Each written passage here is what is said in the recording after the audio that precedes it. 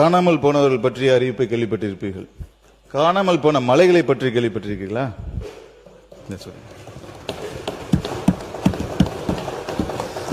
பெரம்பலூர் மாவட்டத்தில் எலும்பலூர் கிராமத்தில் 75 மீட்டர் உயரமுள்ள பிரம்மரிஷி மலை 2006ஆம் ஆண்டு முதல் சுமார் 3 ஏக்கர் பரப்பரப்பில் 25 மீட்டர் உயரம் வரை வெட்டி எடுக்கப்பட்டு காணாமல் போய்விட்டது. பெரம்பலூர் மாவட்டத்தில் அறநெறை கிராமத்தில் 90 மீட்டர் உயரமுள்ள கோனாரிபாளையம் மலை 2004ஆம் ஆண்டு முதல் சுமார் 8 ஏக்கர் பரப்பளப்பில் வெட்டி எடுக்கப்பட்டு காணாமல் போயிடுச்சு. பெரம்பலூர் மாவட்டத்தில் செங்குணம் கிராமத்தில் 25 மீட்டர் உயரமுள்ள செங்குணம் மலை 2026ஆம் ஆண்டு முதல் சுமார் 7 ஏக்கர் பரப்பில் 20 மீட்டர் வெட்டி எடுக்கப்பட்டு காணாமல் போயிடுச்சு. மதுரை மாவட்டம் கீழவளவு கிராமத்தில் 25 ஏக்கர் பரப்பில் 50 மீட்டர் உயரத்தில் ஒரு சர்க்கரை பெரு மலை இருந்திருக்கு. ஆனா 2003க்கு அப்புறம் அந்த மலையில 7.5 ஏக்கர் காணாமல் போயிடுச்சு. மதுரை மாவட்டத்தில் கொண்டையம்பட்டி கிராமத்தில் 35 மீட்டர் உயரமுள்ள குன்று 2021க்கு பிறகு சுமார் 5 ஏக்கர் பரப்பு வெட்டி எடுக்கப்பட்டு காணாமல் போயிடுச்சு.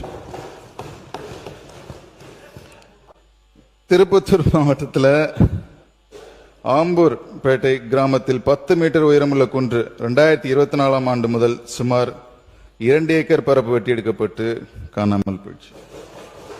ராணிப்பேட்டை அனந்தலை கிராமத்தில் 16.16 ஹெக்டேர் பரப்பளவுல 70 மீட்டர் உயரத்தில் அனந்தலை மலைன்னு ஒன்று வந்திருக்கு.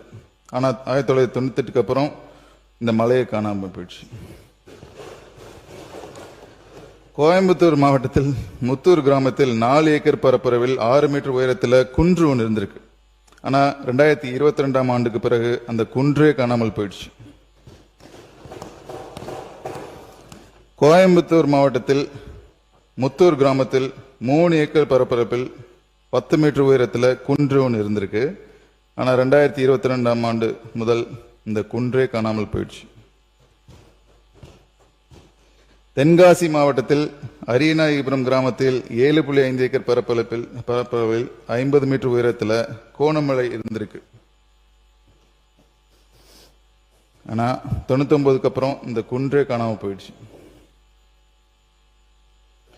இப்ப நான் சொன்னது ஒரு சாம்பிள் தான். இந்த மாதிரி பல குன்றுகள் காணாமல் போய்விட்டன தமிழ்நாட்டில்.